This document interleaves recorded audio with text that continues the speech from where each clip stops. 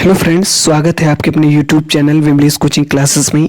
दोस्तों, हम अपने इस चैनल पे सीटेट की लगातार प्रैक्टिस करा रहे हैं। दोस्तों, 2023 सीटेट का एग्ज़ाम जो कि 20 अगस्त को होने वाला है, यदि दोस्तों आप उसको पास करना चाहते हैं और अभी तक आपने कुछ भी नहीं पढ़ा है, तो दोस्तों हम आपको बता देना चाहते हैं कि यदि आप 2011 से लेकर के 2022 तक सीटेट के जितने भी पेपर हुए हैं, सिर्फ उन्हीं को अच्छे से तैयार करके चले जाइए। आप आसानी से सीटेट एग्जाम को पास कर लेंगे। तो आइए देखते हैं दोस्तों, हिंदी के 30 प्रश्न जो कि आपके सीटेट 2011 के एग्जाम में पूछे गए थे। तो हमारे साथ दोस्तों इन प्रश्नों को आप पढ़िए, लेकिन हमसे पहले आप आंसर देने का प्रयास कीजिएगा। और दोस्तों, क्लास के अंत में आप जरूर बताएं कि इन 30 प्रश्न में हिंदी के आपके कितने करेक्ट हुए। तो आइए दोस्तों देखा जाए।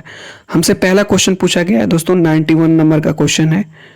पूछा गया है कि उपचारात्मक शिक्षण की सहायता निर्भर करती है। पहला, भाषिक नियमों के ज्ञान पर, दूसरा समय व अवधि पर, और तीसरा समस्याओं के कारणों की सही पहचान पर, और चौथा है उपचारात्मक शिक्षण की सामग्री पर।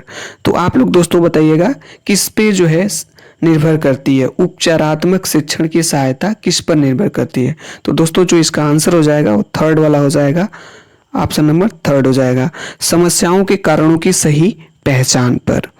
नेक्स्ट क्वेश्चन पे चलते हैं दोस्तों। ये हमसे जो है 92 नंबर का क्वेश्चन पूछा गया है। 92 नंबर का क्वेश्चन है, हमसे पूछा गया है कि भाषा शिक्षण में पाठ्य पुस्तक, पहला ऑप्शन एकमात्र संसाधन है, दूसरा ऑप्शन साध्य है, तीसरा है साधन है, और चौथा है अनावश्यक है। तो आप लोग बताइए दोस्तों, भाषा शिक्षण में जो पाठ्य पुस्तक होती है वो क्या है दोस्तों। तो दोस्तों, भाषा शिक्षण में जो पाठ्य पुस्तक होती है वह एक प्रकार का साधन होती है, इसलिए ऑप्शन नंबर तीसरा सही हो जाएगा।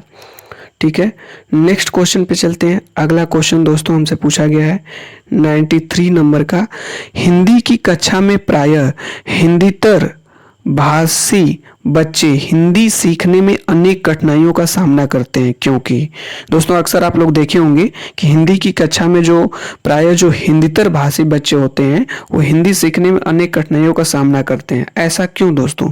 पहला ऑप्शन, वे मन लगाकर हिंदी नहीं सीखते हैं, दूसरा है हिंदी सीखने के प्रति उनमें अरुचि होती है, तीसरा है हिंदी बहुत कठिन भाषा है, और चौथा है प्रायः हिंदी और उनकी मातृभाषा की संरचना में अंतर होता है। तो दोस्तों जल्दी से बताइएगा थर्ड वाले का कौन सा आंसर सही हो जाएगा। तो थर्ड का ऑप्शन नंबर 4 करेक्ट हो जाएगा।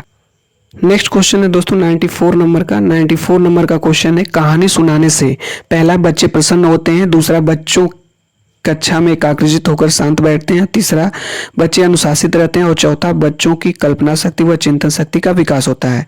तो जल्दी से दोस्तों बताइए इसका आंसर क्या सही होगा। तो कहानी सुनाने से बच्चों की कल्पना शक्ति व चिंतन शक्ति का विकास होता है। दोस्तों हमारे साथ आप इन प्रश्नों को पढ़िए, लेकिन हमसे पहले आप इसका दोस्तों आंसर सर्च कर लिया करिए, खोज लिया करिए कि कौन सा ऑप्शन सही होगा। नेक्स्ट क्वेश्चन पे चलते हैं दोस्तों। अगला क्वेश्चन है 95 नंबर का। 95 नंबर का क्वेश्चन हमसे पूछा गया है, बच्चों के लेखन कौशल का मूल्यांकन करने के लिए कौन सी विधि बेहतर हो सकती है। किसका, लेखन कौशल का मूल्यांकन करने के लिए। तो दोस्तों बच्चों के लेखन कौशल मीन्स लिखने का कौशल का मूल्यांकन करने के लिए कौन सी विधि बेहतर हो सकती है। पहला ऑप्शन, अपने अनुभवों को लिखना, दूसरा सूत्र लेख, तीसरा पाठ आधारित प्रश्नों के उत्तर लिखना, और चौथा सुंदर लेख का अभ्यास। तो दोस्तों इसका जो आंसर हो जाएगा फर्स्ट वाला हो जाएगा, अपने अनुभवों को लिखना। नेक्स्ट क्वेश्चन देखते हैं 96 नंबर का क्वेश्चन है। 96 नंबर का क्वेश्चन पूछा गया है कि बोलना कौशल में महत्वपूर्ण है। पहला ऑप्शन, संदर्भ एवं स्थिति के अनुसार अपनी बात कह देना, दूसरा ऑप्शन स्पष्ट एवं शुद्ध उच्चारण, तीसरा है अलंकारिक भाषा का प्रयोग, और चौथा है मधुर वाणी। तो 96 का दोस्तों हो जाएगा ऑप्शन नंबर फर्स्ट करेक्ट, संदर्भ एवं स्थिति के अनुसार अपनी बात कह सकना। नेक्स्ट क्वेश्चन पे दोस्तों चलते हैं। ये हमारा 97 नंबर का क्वेश्चन है।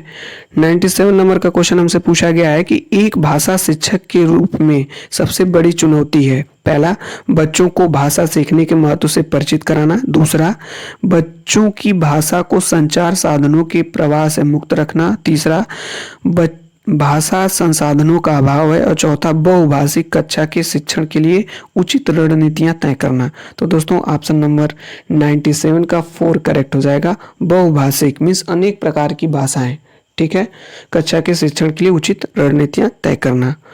अगले क्वेश्चन पे चलते हैं दोस्तों। 98 नंबर का क्वेश्चन दोस्तों, ये रहा आपके स्क्रीन पे 98 नंबर का। हमसे पूछा गया है, एक समावेशी कक्षा में कौन सा कथन भाषा शिक्षण के सिद्धांतों के प्रतिकूल है? पहला ऑप्शन, बच्चे परिवेश से प्राप्त भाषा को ग्रहण करते हुए भाषा प्रयोग के नियम बना सकते हैं। दूसरा, भाषा परिवेश में रहकर अर्जित की जा सकती है। तीसरा, प्रिंट समृद्ध माहौल भाषा सीखने में सहायक होते हैं। और चौथा, व्याकरण के नियम सिखाने से बच्चों का भाषा विकास शीघ्रता से होता है। तो दोस्तों आप लोग जानते ही हैं कि व्याकरण के सिखाने से बच्चों का भाषा विकास शीघ्रता से होता है, इसलिए ऑप्शन नंबर 4 करेक्ट हो जाएगा। 98 का दोस्तों ऑप्शन नंबर 4 करेक्ट हो जाएगा। नेक्स्ट क्वेश्चन पे चलते हैं। अगला क्वेश्चन ये रहा दोस्तों, हमसे पूछा गया है 99 नंबर का क्वेश्चन, एक बहुसांस्कृतिक कक्षा में आप एक भाषा शिक्षक के रूप में किस बात को अधिक महत्व देंगे? दोस्तों अगर आप एक बहुसांस्कृतिक कक्षा में हैं, आप एक भाषा शिक्षक के रूप में किस बात को अधिक महत्व देंगे? पहला है पाठ्य पुस्तक के प्रत्येक पाठ को भली भांति समझना। दूसरा, बच्चों को व्याकरण सिखाना। तीसरा, स्वयं शुद्ध भाषा का प्रयोग। चौथा है बच्चों को भाषा प्रयोग की अधिक से अधिक अवसर देना। तो दोस्तों हो जाएगा ऑप्शन नंबर 4 करेक्ट हो जाएगा, बच्चों को भाषा प्रयोग के अधिक से अधिक अवसर देना। तो हमसे पूछा गया है 100 नंबर का क्वेश्चन कि प्राथमिक स्तर पर कौन सा भाषा शिक्षण का उद्देश्य नहीं है?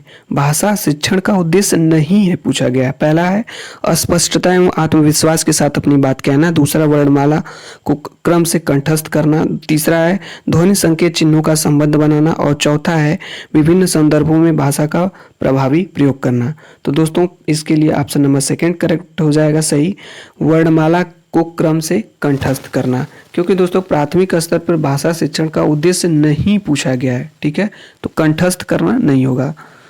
नेक्स्ट क्वेश्चन पे चलते हैं। 101 नंबर का क्वेश्चन है दोस्तों, हमसे पूछा गया है कि गृह कार्य के बारे में कौन सा कथन उचित है पूछा गया है। गृह कार्य की अभिभावकों को व्यस्त रखने का उत्तम साधन है। क्या दोस्तों आप बच्चों को गृह कार्य देते हैं तो क्या यह गृह कार्य अभिभावकों को व्यस्त रखने का उत्तम साधन है, या बच्चों की क्षमताओं स्तर के अनुसार गृह कार्य दिया जाना चाहिए? या तीसरा है गृह कार्य कक्षा में दिए गए कार्य का अभ्यास मात्र है। और चौथा है गृह कार्य देना अति आवश्यक है। तो इसके लिए कौन सा आंसर सही हो जाएगा? इसके लिए ऑप्शन नंबर 2 सही हो जाएगा, बच्चों की क्षमताओं स्तर के अनुसार गृह कार्य दिया जाना चाहिए। 102 नंबर का क्वेश्चन ये रहा दोस्तों आपकी स्क्रीन पे। 102 नंबर का क्वेश्चन है, हमसे पूछा गया है कि भाषा के अभिव्यक्तात्मक कौशल हैं। पहला है सुनना बोलना, दूसरा बोलना लिखना, तीसरा है पढ़ना लिखना और चौथा है सुनना और पढ़ना। तो ये दोस्तों दूसरा हो जाएगा बोलना व लिखना। नेक्स्ट क्वेश्चन पे चलते हैं। अगला क्वेश्चन दोस्तों हमसे पूछा गया है 103 नंबर का क्वेश्चन। 103 नंबर का क्वेश्चन पूछा गया है, प्राथमिक स्तर पर बच्चों की भाषा शिक्षा के संदर्भ में निम्नलिखित में से कौन सा कथन असत्य है? ध्यान से क्वेश्चन को पढ़ना है दोस्तों सीटेट के, तभी आप उसका सटीक आंसर दे पाएंगे। असत्य है पूछा गया है। पहला है बच्चे समृद्ध भाषा परिवेश में सहज और स्वतः रूप से भाषा में परिमार्जन कर लेंगे। दूसरा, बच्चे भाषा की जटिल और समृद्ध संरचनाओं के साथ विद्यालय आते हैं। तीसरा, बच्चों की भाषा संकल्पनाओं और विद्यालय में प्रचलित भाषा परिवेश में विरोधाभासी भाषा सीखने में सहायक होता है। चौथा, सुधार के नाम पर ही की जाने वाली टिप्पणियों व निरर्थक अभ्यास से बच्चों में अरुचि उत्पन्न हो सकती है। तो 103 नंबर का दोस्तों क्वेश्चन है, इसके लिए जल्दी से आप लोग बताइए कौन सा आंसर सही होगा। तो इसका दोस्तों ऑप्शन नंबर 3 करेक्ट हो जाएगा, तीसरा। 104 नंबर पे दोस्तों चलते हैं। 104 नंबर का क्वेश्चन दोस्तों ये रहा आपकी स्क्रीन पे। 104 पूछा गया है, भाषा कौशलों के संदर्भ में कौन सा कथन उचित है पूछा गया है। पहला, विद्यालय में केवल पढ़ना लिखना कौशलों पर ही बल देना चाहिए। बिल्कुल इनकरेक्ट, गलत है।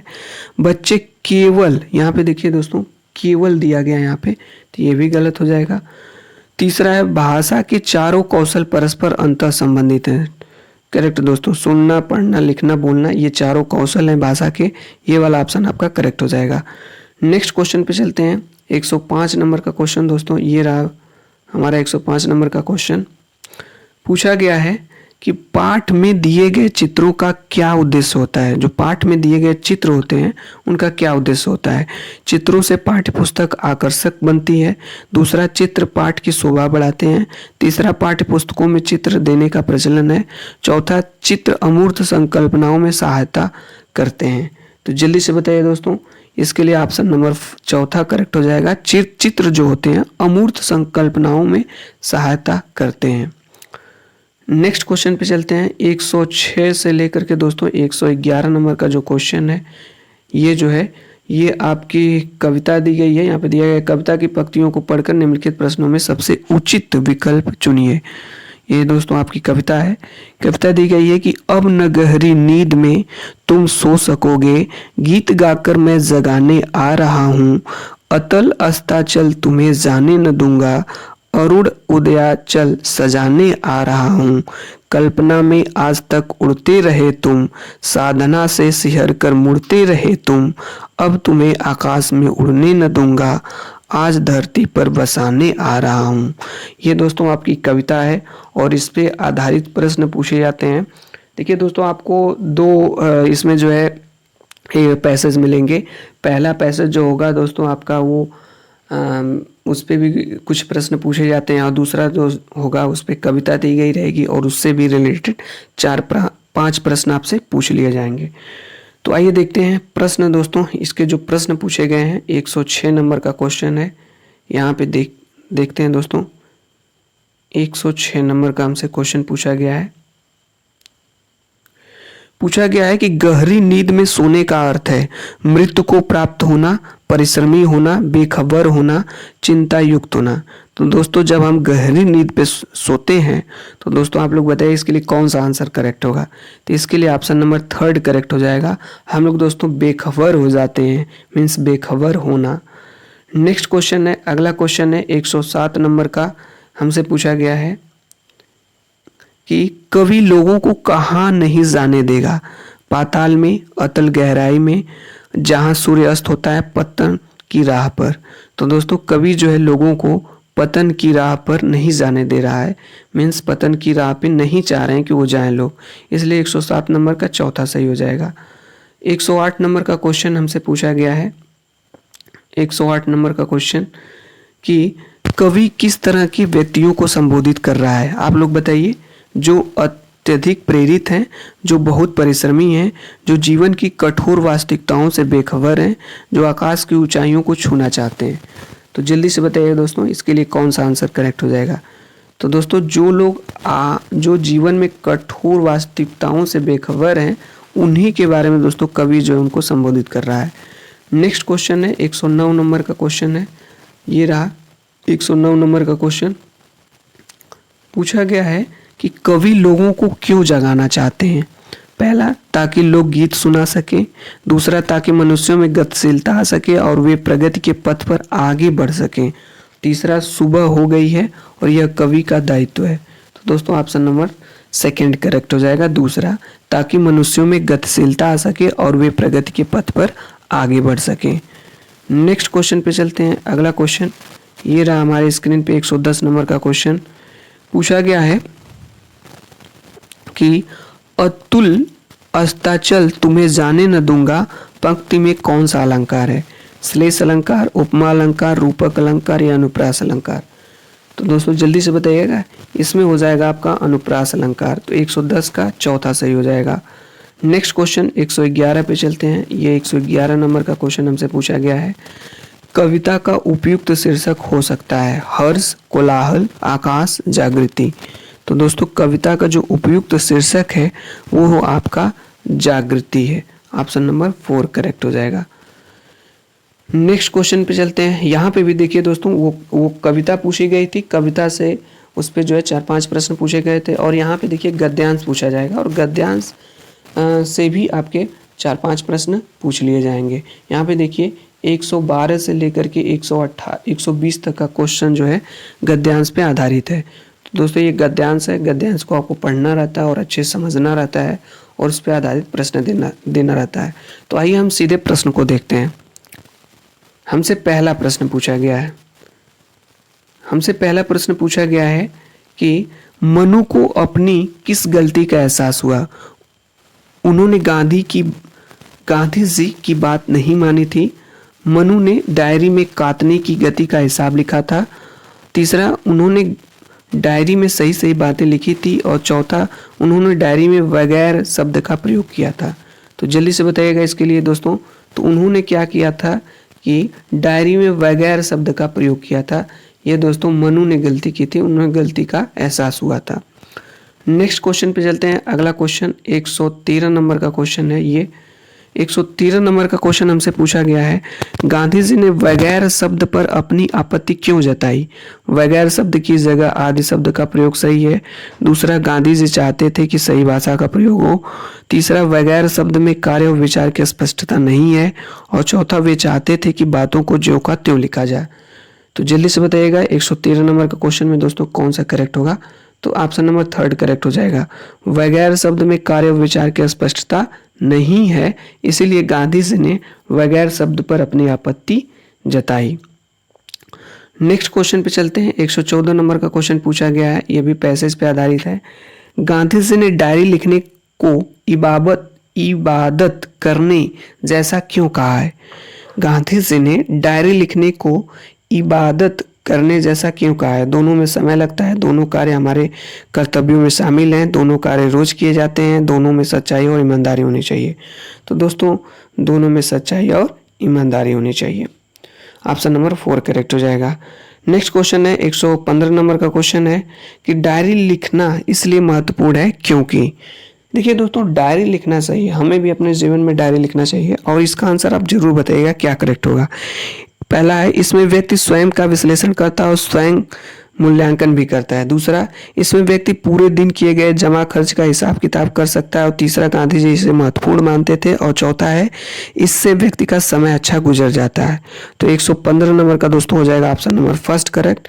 इससे क्या होता है दोस्तों, व्यक्ति स्वयं का मूल्यांकन करता है और स्वयं मूल्यांकन भी करता है, मीन्स स्वयं का विश्लेषण भी करता है और स्वयं मूल्यांकन भी करता है। ठीक है, इसलिए हमें अपने जीवन में डायरी लिखनी चाहिए जरूर। नेक्स्ट क्वेश्चन है, अगले क्वेश्चन पे चलते हैं। 116 नंबर का क्वेश्चन दोस्तों ये रहा स्क्रीन पे। 116 नंबर का क्वेश्चन हमसे पूछा गया है, गांधी जी प्रतिदिन डायरी पढ़कर क्या करते थे? हस्ताक्षर करते थे क्योंकि यह नियम था, लोगों को उनकी गलती का एहसास कराते थे, डायरी पर हस्ताक्षर करते थे और यह देखते थे कि व्यक्ति अपने कार्य और विचार में किस दिशा में जा रहा है। और चौथा, हस्ताक्षर करते थे ताकि जांच का प्रमाण किया जा सके। तो जल्दी से बताइए दोस्तों। ऑप्शन नंबर 3 करेक्ट हो जाएगा। तीसरा, डायरी पर हस्ताक्षर करते थे और यह देखते थे कि व्यक्ति अपने कार्य और विचार में किस दिशा में जा रहा है। 117 नंबर का क्वेश्चन है दोस्तों, ये आपकी स्क्रीन पे पूछा गया, प्रतिदिन शब्द में कौन सा समास है? तो समास दोस्तों आप लोग पढ़े होंगे, यदि किसी शब्द में प्रति लगा है तो आपका वो जो है अव्ययी भाव समास होता है। तो 117 का दोस्तों दूसरा हो जाएगा। 118 नंबर का क्वेश्चन है, मुहावरा एवं लोकोक्तियों से पूछा गया है कि पढ़ा हुआ कितना पच गया है का अर्थ है। पहला, कितना सही उच्चारण के साथ पढ़ा है। दूसरा, पढ़े हुए का कितना विश्लेषण है। तीसरा, पढ़ा हुआ कितना समझ में आया है। और चौथा है, पढ़ा हुआ कितना आत्मसात किया है।